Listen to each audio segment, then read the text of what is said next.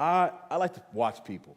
Lorraine likes to watch people. I like, any people watchers, if you're a people watcher, put your hands in the air. You just admitted that you're weird.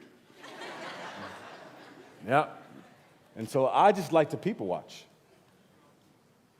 I'll go to the mall, grab me a cup of coffee, and I'll just watch people. Yeah. It looks creepy on that other side, doesn't it? But I love to watch people watching. So what I've observed when I've people watched is I've observed that there are like different types of walks that people have. You know what I'm saying? Like everyone like kind of walks different. And so I want to go through a list of walks. Now, I want you to understand this is a disclaimer. If I list your walk and I make a joke, I'm not saying that it's weird, okay? You may be weird, but the walk isn't, okay? So that, I want you to understand that right now up front. So, there are all types of walks. So there's the number one walk I see a lot, and this is the most common walk, is the standard walk, right? The standard one, where you're kind of upright, your shoulders don't sway, you just kind of walk. You know what I mean? Like you walk like you have bills. You walk like you understand that you have to work every day, right? It's the standard walk. So you're just kind of walking around. So you'll see guys with wives and friends or whatever just kind of walking, just pacing normally, right? Fine, that's cool, standard walk. And then there's like the rushed walk. This is for those who may be vertically challenged. So you may have shorter legs. You ever seen that? No? Like, matter of fact, is my sister Amy, is she in here? Look, so this is the other day we were walking. So Amy has, anyways, so we're walking the other day, and so we were walking together, and like all of a sudden, all I saw on the side of my head was this. So I'm like, what are you doing? She's like, I'm trying to keep up.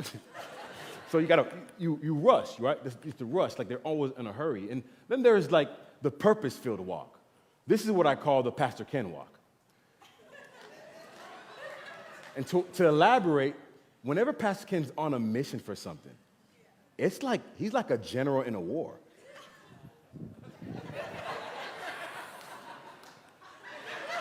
How you doing? Hey, good. That like he's full of purpose. He's going somewhere. He's like a locomotive. He better get out the way. Like that's the purpose-filled walk. And I'm like the lax kind of walker. And my wife gets annoyed with me because I'm just kind of like I'm like lax, just chilling, like ooh butterfly, you know. And she's like, hurry up, we got to get there. I'm like I'm lax, like whatever, lax. Like there's a lax walker. And the final walk that I've observed a lot is like. One I kind of want, it's like the cool/smooth walk. You know what I'm talking about? You ever seen, I got a friend of mine who walks just like this, I kid you not, he walks like this. And like, it's not, that's how he is. And so, like, I don't know about you, but fellas, man, if, like, we got some college kids in here, like, if you want to, like, catch some attention, do that. And, like, sway your shoulders, too. Like, it's like, I feel like I need music. You ever read the book of Numbers? Anyway, so like there are all these types of walks. And what I've learned is like your walk says a lot about you. Like your walk says a lot about you. And here's the question I have for those who are followers of Jesus this morning. My question is this: when those on the outside look at you, what does your walk tell them about your relationship with God? Like as a Christian, people are looking at you, and when you're walking in this thing called life, what does your walk tell them about your relationship with God?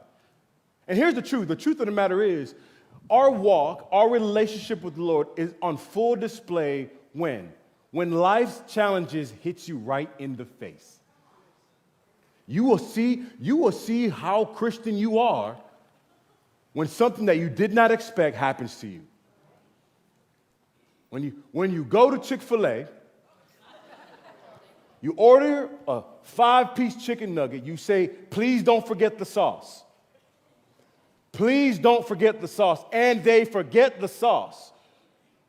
You see what kind of Christian you are whenever you walk into your job and your boss says, hey, you're not getting the raise that you thought you were. You'll see what kind of Christian you are whenever you look at your kid and they begin to do things that you did not teach them to do.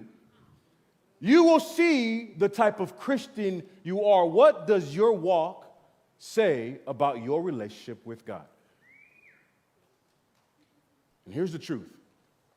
The truth is, let me ask it this way. Who are you when life's unexpected moments hit you? Because here's the reality. The reality is life is 10% what happens to you and 90% how you respond to it. And you may not understand, but like there is a difference between reacting and responding. There's a difference. Allow me to elaborate. When someone reacts, reaction is instantaneous. It's a set of beliefs and biases and prejudices inside of you, in the unconscious mind and being of your soul. And so what happens is you begin to act without thinking. And that's why I have these newfound convictions as I'm getting older, is that I want to make sure what I'm putting inside of me is actually valuable. Because you have to understand, the content you consume becomes the content you create. And so whatever's inside of you will come out without thinking.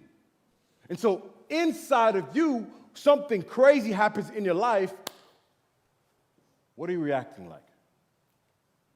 But what we need to be is Christians who respond better. And I understand we live in a world where there's so much happening that it's just almost like intuitive just to react right away.